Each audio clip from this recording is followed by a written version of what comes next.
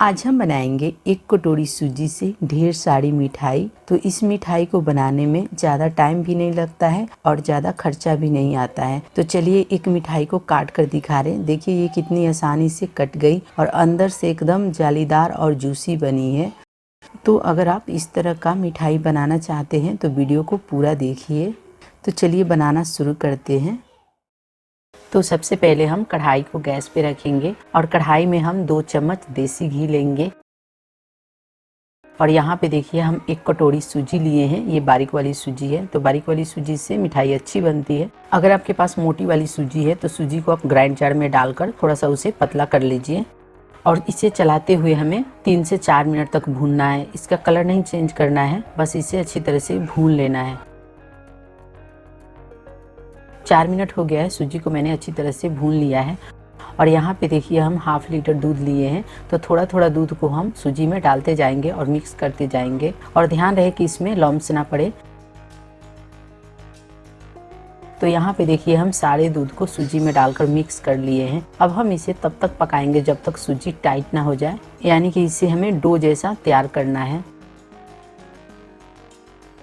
तो यहाँ पे देखिए सूजी टाइट होने लगी है और इसे हमें और टाइट कर लेना है। तो यहाँ पे आप देख सकते हैं कि सूजी अच्छी तरह से टाइट हो गई है और कढ़ाई को भी छोड़ दी है। तो हमें इसी तरह से सूजी को टाइट कर लेना है, यानी कि इसका डो बना लेना है। तो अब हम इसे प्लेट में ले लेंगे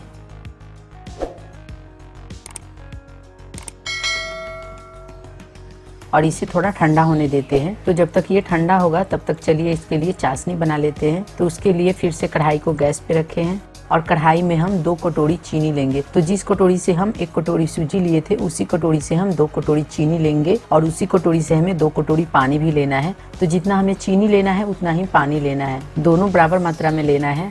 और चीनी को चलाते हुए हम मेल्ट कर लेंगे। तो यहाँ पे आप देखिए चीनी मेल्ट हो गई है।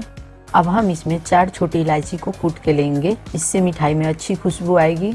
और 2 बूंद रेड फूड कलर लेंगे, इससे मिठाई हमारी दिखने में अच्छी लगेगी। अगर आपके पास फूड कलर है तो आप ले सकते हैं, नहीं है तो आप स्किप कर सकते हैं। और चाशनी को हम 10 मिनट तक पकाएंगे या तब तक पकाएंगे जब तक चाशनी हमारी चिपचिपी ना बन जाए। तो जब तक चाशनी बन रही है तब तक चलिए हम डो के तरफ चलते हैं। तो यहाँ पे देखिए ये थोड़ा ठंडा हो गया है। अब हम इसे इस तरह से 3 से 4 मिनट तक मसल लेंगे। अगर हाथ में ये चिपक रहा है तो थोड़ी सी हाथ में आप घी लगाकर इसे मसल सकते हैं। तो 3 मिनट हो गया है डो को मसलते हुए और यहाँ पे आप देख सकते हैं डो हमारा कितना सॉफ्ट हो गया है, एकदम चिकना हो गया है। तो हमें इसी तरह से डो को तैयार कर लेना है। अब हम इसमें से छोटा सा लोई तोड़ेंगे और इस तरह से हाथ से चिकना करके इसे लंबा शेप में कर लेंगे।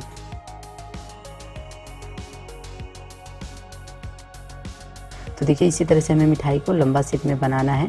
तो बाकी मिठाई को भी इसी तरह से लंबा शेप में तैयार कर लेंगे फ्राई करने के लिए।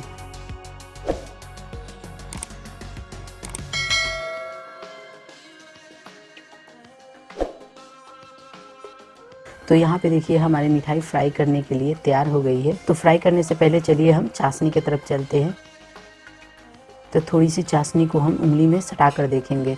तो यहाँ पे देखिए चाशनी हमारी उंगली में चिपक रही है। तो हमें तार वाली चाशनी नहीं बनानी थी, उंगली में चिपकने वाली चाशनी बनानी थी। तो चाशनी उंगली में चिपकने लगी है। अब हम गैस को ऑफ कर देंगे और चाशनी को हम ढककर साइड में रख देंगे ताकि चाशनी गर्म रहे, ठंडा ना हो। तो चलिए अब हम मिठाई को फ्राई करते हैं। तो उसके लिए फिर से कढ़ाई को गैस पे रख दिए हैं और कढ़ाई में हम पहले से ही तेल रख दिए थे गर्म होने के लिए। तो तेल को हमें ज़्यादा गर्म नहीं करना है, मीडियम में गर्म करना है।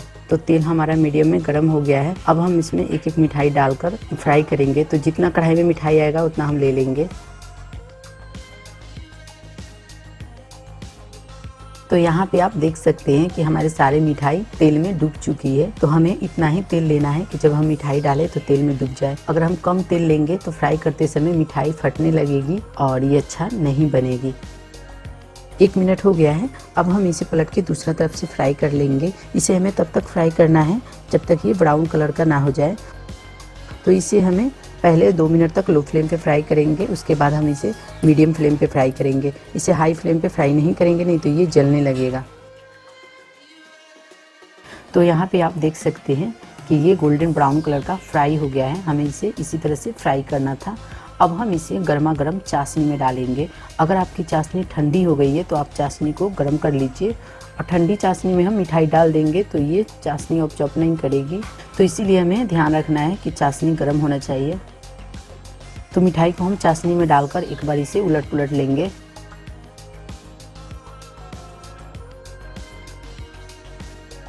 और इसे फिर से ढककर रख देंगे। तो इसी तरह से हम बाकी मिठाई को भी फ्राई कर लेंगे।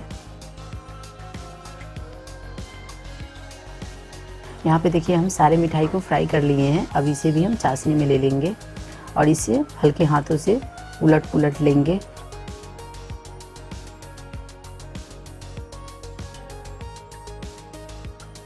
और इसे ढककर हम 2 घंटे के लिए इसी तरह से छोड़ देंगे, ताकि इसमें अच्छी तरह से चाशनी चली जाए और ये सॉफ्ट बने। 2 घंटे हो गए हैं। यहाँ पे देखिए मिठाई हमारी चाशनी पूरी अच्छी तरह से अब चॉप कर ली है। और देखिए यहाँ पे ये फूल के बड़ी बड़ी भी हो गई है। तो देखिए एक मिठाई को आपको हम दबाकर दिखा रहे हैं ये कितनी सॉफ्ट बनी है।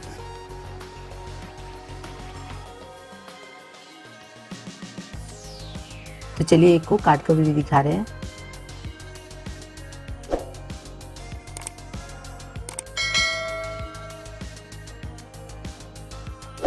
तो यहाँ पे देखिए मिठाई कितनी आसानी से कट गई और ये अंदर से एकदम जालीदार और जूसी बनी है।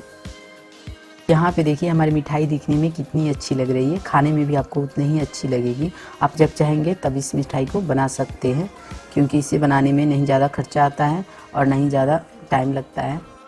तो उम्मीद करती हूँ वीडियो आपको ज़रूर पसंद आई होगी। अगर वीडियो पसंद आए तो वीडियो को लाइक कीजिए, शेयर कीजिए और साथ में हमारे चैनल को सब्सक्राइब करना ना भूलिए। तो चलिए मिलते हैं अगले वीडियो में, तब तक के लिए बाय, थैंक्स।